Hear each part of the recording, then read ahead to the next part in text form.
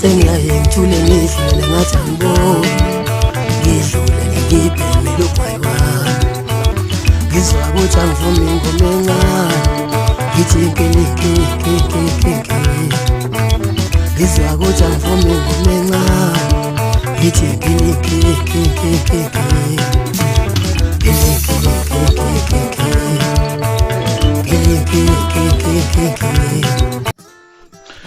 Nginibingelele kuphina kuphilani bukele khona MNTV channel ubingelelayo ngumsizi mina ngumfana kaNtshangase ngiphuma phansi kwaNongoma. Bafowethu namhlanje ngoba kuzi 25 May Sikhumbula Ichalaha likaShafuze Mjik'jelwa Ngubani ongasekho emhlabeni. Sikhumbula uMjik'jelwa ushone ngo-2018 cishe mine iminyaka asishiya emhlabeni esekhiphe cishe amacwecwe alinganisela ku-28. uMjik'jelwa ke naye ngomunye wabantu igama lakhe engathi ngeke liphele emhlabeni ngoba uchamsele uMjik'jelwa amathwasa amaningi, isibhalonto encane, omfani, omnikeza, umfowabo maningi singabala siqede noSminofu ophuma phansi kwakhe uMjik'jelwa. Nokuthi uMjik'jelwa sifundise ukuthi phela abantu bekwazi ukusebenzisana nabanye abantu ngoba uMjik'jelwa sisimzulu namanye amagendre. Namhlanje ke bekuwusuku la ekhunjulwa khona umfoka Ngubani esingathatha nje ukuthi usuku la uMaskandi waqhamuka khona ingozi engeqiwa ntwala.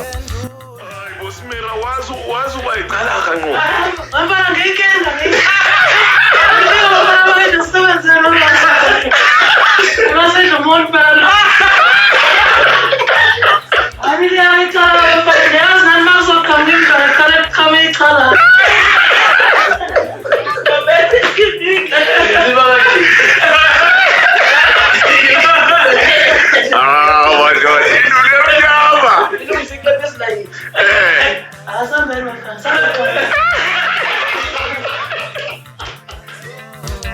Sedluleke lapho kuMjik'jelwa size kwipost ephume namhlanje ke lapha nake ekhombisa ukuthi indaba yebhola le Big Zulu kanye noKhuzani ikhula ngesivinini.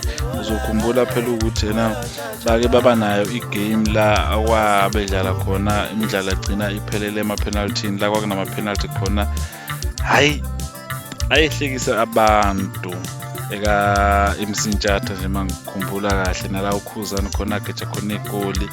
Kuningi okwenzeka ngaleya game ke igame ebuyile bathi nge-26 June sibonile uBig Zulu eyipostile lapha ku Instagram wakhe sekunjalo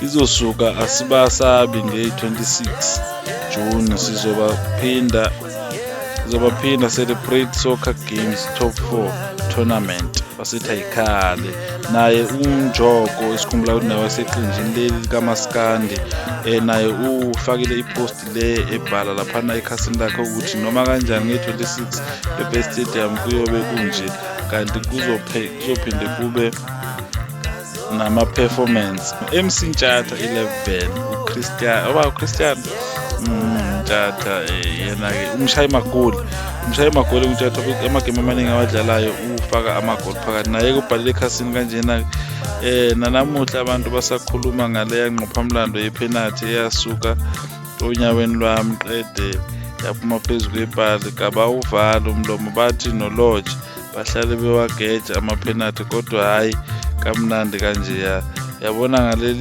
ngalela langa uthi ngifunga ubaba umhlabi wembongolo ngizobe ngiyogeza igama lami bheka bantu basegoli ngicela niubhale phansi umhla ka-26 siyeza lapho kuyosiphuka izidindi inkosi impela. Babhale kanjalo noKhuzani kuseshilo ukuthi sekunjalo umthando wamaciko ngomhla ka-26 ezinkundleni zemidlalo zeVets izindaba ezimnandi abalandeli bazovulelwa kodwa imininingwane elandelayo kahle ngeviki elizayo.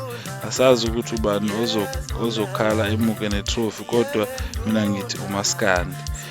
Siyakhumbula ukuthi kwagcina kunezinkulumo ezahlukahlukene mayelana ne-tournament. Abanye babethi i-tournament ekaKhuzani kanti abanye babeseke nje i-tournament kukuhle.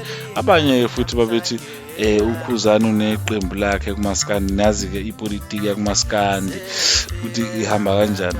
Mbukeli lapho ekhaya, uma ungaka-subscribe ngicela ukuthi usubscribe kwi-MNTV channel, ngikuthanda kakhulu.